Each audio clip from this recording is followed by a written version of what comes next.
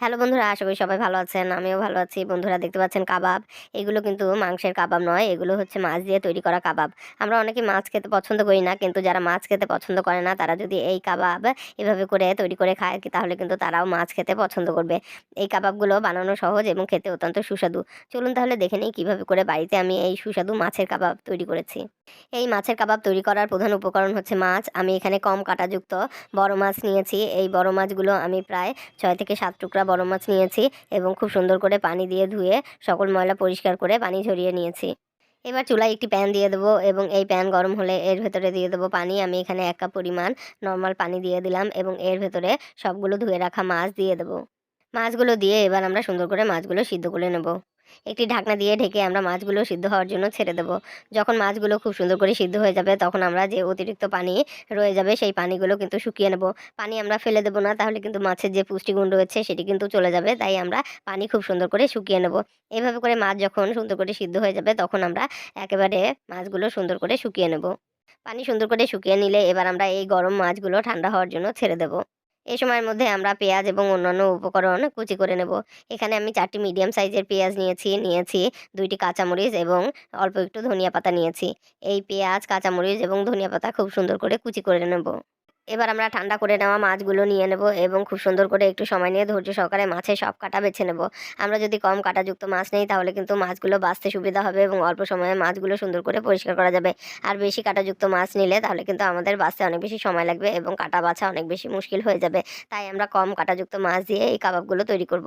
এভাবে করে সুন্দর করে মাছের কাঁটা বেছে নিয়ে আমরা এবার কুচানো পেঁয়াজ, কাঁচামরিচ এবং ধনিয়া পাতা দিয়ে দেবো এবং দিয়ে দেবো মশলা। আমি এখানে 1/2 চা চামচ পরিমাণ আদা বাটা দিয়ে দিলাম। দিয়ে দেবো রসুন বাটা 1/2 চা চামচের একটু কম। হলুদের গুঁড়া দিয়ে দেবো সামান্য পরিমাণ। জিরার গুঁড়া দিয়ে দেবো 1/2 চা চামচ। শুকনো মরিচের গুঁড়া দিয়ে দেবো 1/2 চা চামচের একটু কম। অল্প পরিমাণে ধনিয়ার গুঁড়া দিয়ে দেবো। লবণ দিয়ে দেবো প্রায় 1 চা চামচ পরিমাণ। কাবাব মশলা দিয়ে দেবো 1/2 চা চামচ পরিমাণ। সয়া সস দিয়ে দেবো 1 টেবিল চামচ পরিমাণ। চাট মশলা দিয়ে দেবো 1/2 চা চামচ পরিমাণ।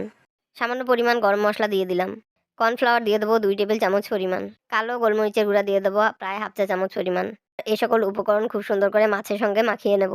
খুব ভালো করে মাখাতে হবে, মশলা যেন মাছের প্রতিটি অংশে খুব ভালোভাবে মেখে যায় সেদিকে খেয়াল রেখে একটু সময় নিয়ে ধৈর্য সহকারে আমরা এই সকল মশলা মাছের সঙ্গে মাখিয়ে নেব।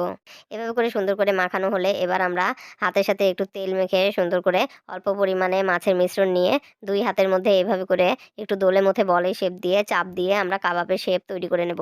এভাবে আমরা রাউন্ড শেপের করে প্রত্যেকটি কাবাব তৈরি করে নেব। প্রত্যেকটি কাবাব সুন্দর করে তৈরি করা হয়ে গেলে আমরা চুলায় একটি প্যান দিয়ে দেবো এবং এই প্যানের ভেতর দিয়ে দেবো রান্না সয়াবিন তেল। আমি এখানে প্রায় 1/2 লিটার পরিমাণ রান্না সয়াবিন তেল দিয়ে দিলাম।